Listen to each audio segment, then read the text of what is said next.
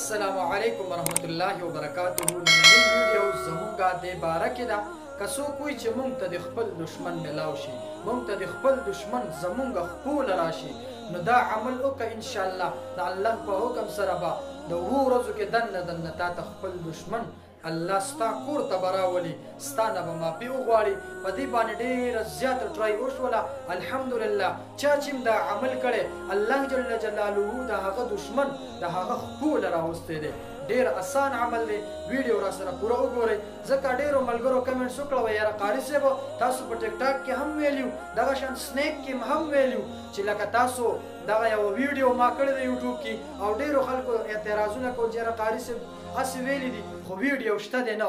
نو هلته الحمدلله زما یوټیوب چینل کې پوره ویډیو شته دی، خو ما وی راشي د ملګرو سره بیا هم شیر کوي چې هغې ته پته هم ولګي. ناشنا ډېر ملګري موږ سره رالل، نو موږ وی چې هغې ته هم دا ویډیو ور ورسي. ځکه نن سبا که وګورې ډېر اختلافات او ډېرې جنګ جګړې په کورونو کې راځي او مین مقصد نه څوک خبر نه چې دا څوک زمونږ په کور کې زمونږ دا کورونه څوک ورانوي. نو انشاءالله ستا دا دشمن دا به ستا خپوله راشي، ستا کور ته به راشي. نو ډېر آسان عمل دی، ویډیو را سره پوره وګورئ. د هغې نه مخکې 2 خبرې کول غواړم، معذرت غواړم. چا چې زمونږ د یوټیوب چینل نوي سبسکرایب کړی د هغې خدمت کې دا عرض دی چې زمونږ د یوټیوب چینل سبسکرایب کړئ، انشاءالله بهترین وظایف او دغه شان اصلاحي بیانات په تاسو ته دې کې ملاویږي. دویمه خبره دا ده چې د مونځ به ورسره اهتمام کوئ، ځکه کم کور کې چې مونځ نه کېږي د هغې نه فرښتې ځي، د هغې نه انوارات برکات دا د هغه کور نه ځي او هغې ته شیطانان راځي. کله چې کور ته شیطانان راځي نو بیا په کور کې جګړې وي او دغه شان اختلافات وي، دشمنان یې هم سیوا کېږي. نو عرض مې دا کو که څوک وایي چې مونږ ته د خپل دشمن ملاو شي، مونږ ته د خپل دشمن زمونږ خپوله دې الله راولي، نو دا عمل وکړئ انشاءالله د الله په حکم سره به ستاسو دشمن ستاسو کور ته راشي، ستاسو ته به په خپو پرېوځي. او دا ډېر آسان عمل دی.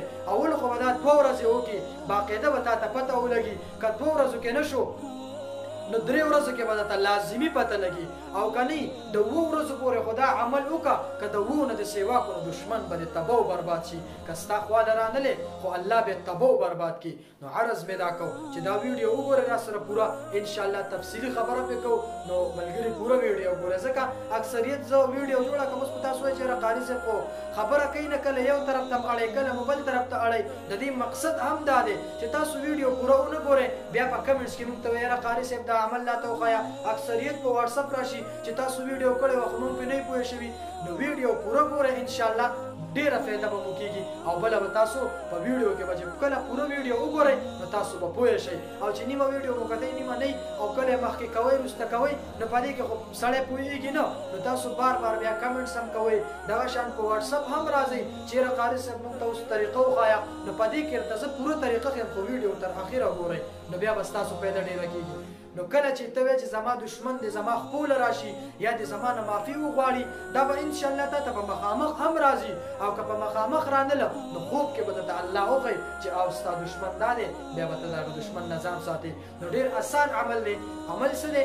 اول نمبر خو دا چې ته به څه وکړي درود ابراهیمي کم چې موږ په مانځه کې وایو کم په مانځه کې موږ درود شریف وایو اللهم صل علی محمد وعلى آل محمد كما صليت على إبراهيم وعلى آل إبراهيم إنك حميد مجيد اللهم بارك على محمد وعلى آل محمد كما باركت على إبراهيم وعلى آل إبراهيم إنك حميد مجيد. دا درود ابراهیمي دی. دا به 3 ځله ووایې، د هغې نه بعد به دا صورت ووایې سورې زلزال إذا زلزلت الأرض زلزالها وأخرجت الأرض أثقالها وقال الإنسان ما لها يومئذ يصدر الناس أشتاتا ليروا أعمالهم فمن يعمل مثقال ذرة خيرا يره ومن يعمل مثقال ذرة شرا يره. دا صورت چې کله ووایې د هغې نه بعد به د سورې توبې اخرني 2 آیاتونه دغه به ووایې او د هغې نه بعد بیا به درود شریف ووایې او بیا به اوده شي. نو چې کله ته اوده شي الله جل جلاله به تا ته یا په خوب کې وښیي او که دا عمل دې د 2 ورځو نه سیوا وکړو الله به دې دشمن تباه و برباد کړي. نو د 2 ورځو نه سیوا کوئ ما انشاءالله په 2-3 ورځو کې دننه به تا ته خپل دشمن ملاو شي، تا ته به د خپل دشمن پته ولګي، نو بیا به ته ځان ساتي. دا ویډیو چې د هر چا خوښ شوي هغې خدمت کې دا عرض دی چې نورو ملګرو سره هم شیر کړئ.